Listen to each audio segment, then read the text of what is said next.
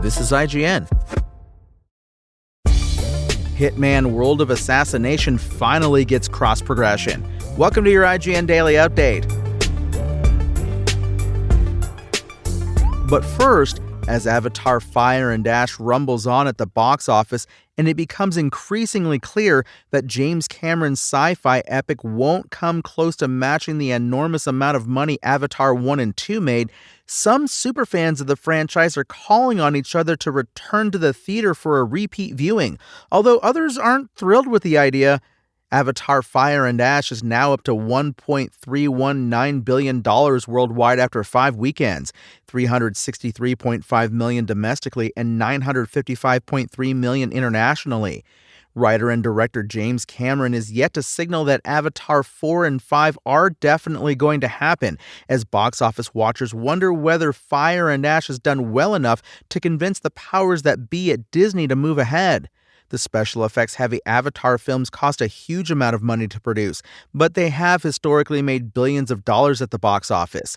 2009's Avatar 1 remains the highest-grossing movie of all time, not adjusted for inflation, earning a staggering $2.9 billion across several theatrical runs. 2022's Avatar: The Way of Water has earned $2.3 billion meanwhile, cementing its place as the third highest-grossing film of all time. Fire and Ash looks like it will top out at around $1.5 billion. And Doug Bowser, former president and chief operating officer at Nintendo of America, has joined the board of directors at Hasbro. Bowser departed Nintendo on December 31st, less than a month ago. He had served more than a decade at the company and 6 years as Nintendo of America's final boss, following the departure of previous president Reggie Fils-Aimé.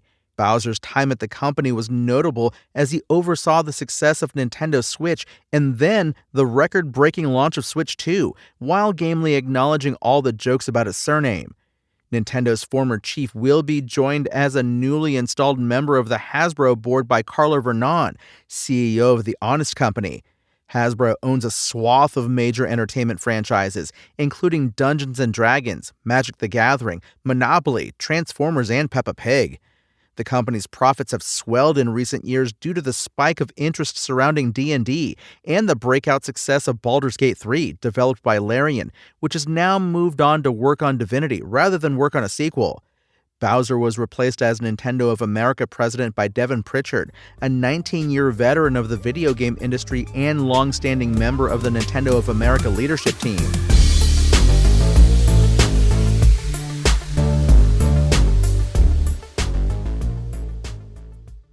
Hitman developer IO Interactive has announced that cross-platform progression is finally coming to World of Assassination, allowing you to pick up your stealthy murders wherever you last left off. Released exactly 5 years ago yesterday, Hitman 3 initially launched for PC, PlayStation 4, PS5, Stadia, Switch, Xbox One, and Xbox Series X and S. In the years since, IO's Assassination masterpiece has since also launched for Switch 2, iPhone, iPad, and iMac. Next month, on February 3rd, a fresh update will unlock Hitman World of Assassination cross-progression across mobile, consoles, and PC, though the ability to carry over progress from Hitman 2 will cease as a result. Cross-progression will allow you to assign a specific platform as your primary account, with your progress there saved to IO Interactive servers and accessed wherever you log in with your IOI account. It's worth noting, however, that cross-progression does not mean cross-purchase. So, just because you might own the game on PC, don't expect to suddenly be able to fire it on PlayStation. The same goes for its DLC packs, which similarly must be bought for any platform you wish to play their content on. Older saves not tied to your primary account won't be deleted, though you will need to toggle off cross-progression to regain access to them. Doing so will let you pick up your older saves specific to that platform. One wrinkle to all this is the end of IO Interactive's ability to carry over progression from Hitman 2 to Hitman 3. The ability to do this will end on February 3rd, alongside the addition of cross-progression. This guarantees data integrity and prevents conflicts between legacy progression systems and the new unified WOA progression, IO Interactive wrote in a blog post on the changes. Past February 3rd, 9 UTC, players won't be able to proceed to the Hitman 2 to Hitman 3 carryover, giving you 2 weeks to proceed to the carryover if you're yet to do so.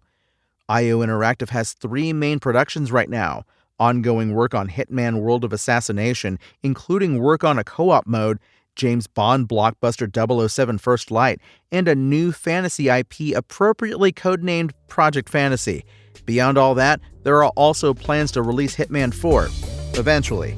That's your IGN Daily Update. My name is Tony Jackson, and if you want more news on your favorite games and entertainment topics, make sure to visit us at IGN.com. You can also download our free app on your phone or console and subscribe to our weekly podcasts through the podcast service of your choice.